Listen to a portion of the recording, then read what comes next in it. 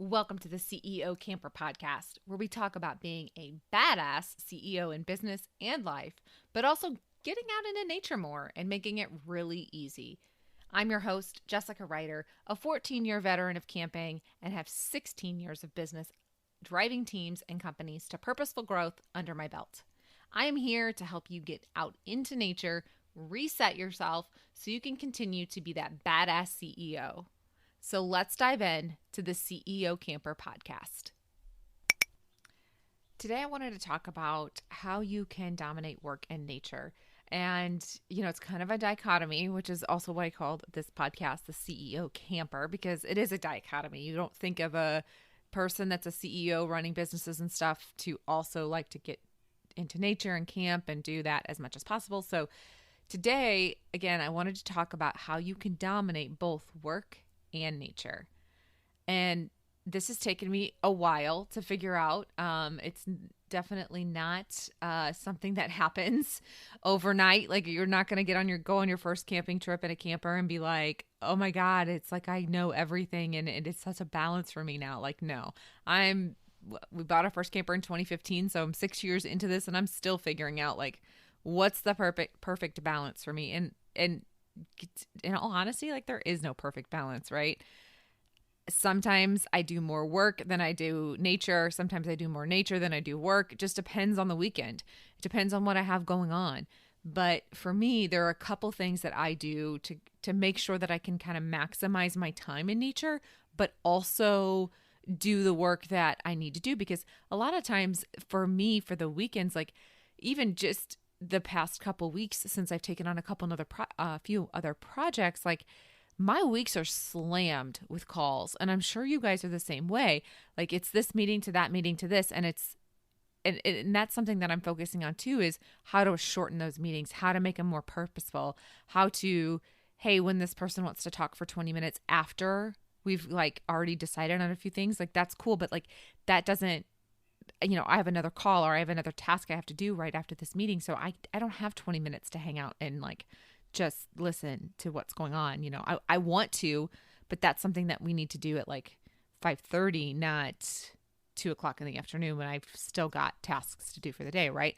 So that's it. I mean, that's a total side tangent, but the point of that was we all have so many things going on during the week. We're, meetings and just work that we have to get done, that usually when it comes to the weekend, I'm doing a lot of the, back end stuff, like the social media stuff, getting prepared for the week, creating stuff, which, now I am getting ready to outsource that to someone else. So that's going to be awesome to not have that on my plate, but I'm still looking at other things that I can do, other tasks that, aren't necessarily something that I can get done during the week, but that's what I use my weekend for.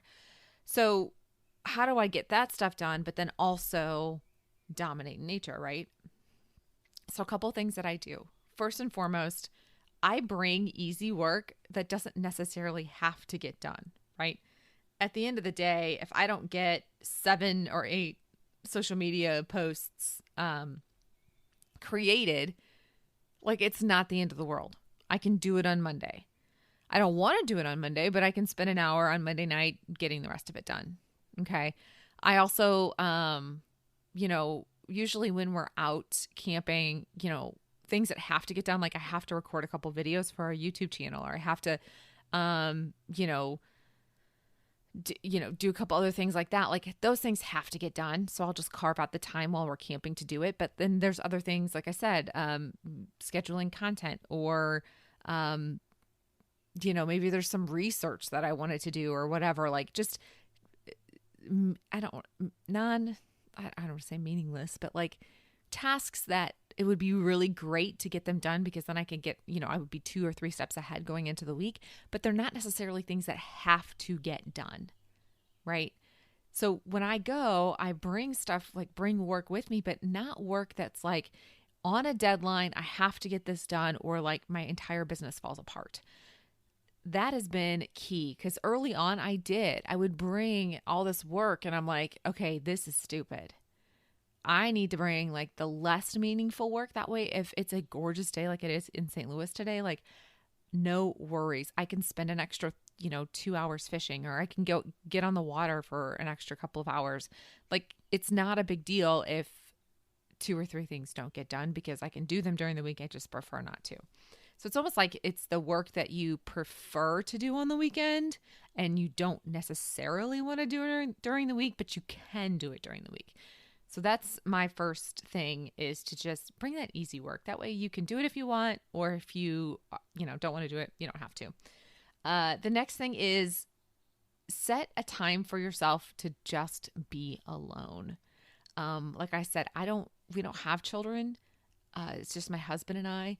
And even when we're camping, like I have one of the places that we go, I have a favorite spot. It's on this huge rock bluff that overlooks the lake, and you hike down to the rock, and I sit out there. If you follow me on Instagram, either page, my personal page or our business page, Pull Through Sites, like, you probably have seen a picture of me standing on this rock. And I'm just literally standing there overlooking the lake, but I take that time to myself. I'll hike back to the spot, and Rusty's doing something else. He's most likely cooking food, because that's what he does when we camp. But or he's eating breakfast, or he's doing whatever. I mean, sometimes he'll go down and go fishing in the morning, and I'm like, I don't feel like fishing this morning, so I'll go ahead and hike back to my spot and just spend an hour or so back there, just by myself, thinking, doing my own thing, and not really worrying about anybody else. I bring my phone in case I fall or something, but I also like just to take notes and jot down ideas and just be. I don't know that in this world anymore that we do anything to just be. Whenever a lot of people can't be alone, and I find it really satisfying to be alone sometimes, just sitting there thinking, okay, am I really connected to my vision? Do I really know where I'm going? Have I really thought through this stuff? What else do I need to think through? I was on a walk this morning and I thought of 3 ideas, and I'm like, shoot, grab my phone really quick, paused my podcast so I could jot down the ideas, and then turned everything back on and kept walking. And I get ideas like that. But I get ideas like that by being alone and just sitting and thinking and making sure that I'm really connected to where I'm going. I'm connected to my dreams. Like this, I act like my dreams have already happened. I told a mentor of mine, like, hey, one of the things that I'm struggling with is I already live 3 years from where I am now. I live there already. How do I make sure I get the stuff done today to actually make sure I get to where I am in 3 years? So I get that, though. I get those feelings, I get those dreams, I get those visions by being alone, and specifically, obviously, being alone in nature. Another thing that you can do is tell your team when you are available and when you're not. So I used to travel a lot for work, and when I would get away on a weekend after a long week of traveling or whatever, I would tell my team, like, hey, this weekend I'm not going to answer the phone at all on Saturday. So unless the entire business is burning down, don't call me, right?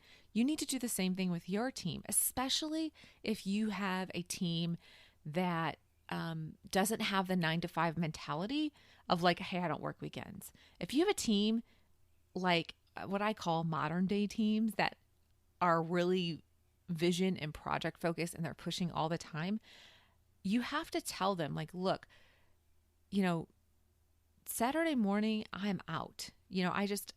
One of the new projects that I just took on, we were talking about time and availability because everybody on that team has a different schedule, and we all have different work we do outside of this project. So, they were like, are there times that you're not available? I said, yes. Every Sunday morning from 6 to about 11, I am not available. I don't answer my phone. I typically don't answer text messages. I don't do any of that because that is the time reserved for my husband and I. That's our date morning, right? So the same thing when you go out of town or you're camping or whatever, I will tell my team, like, hey, look, Saturday, I'm going to be on the lake all day.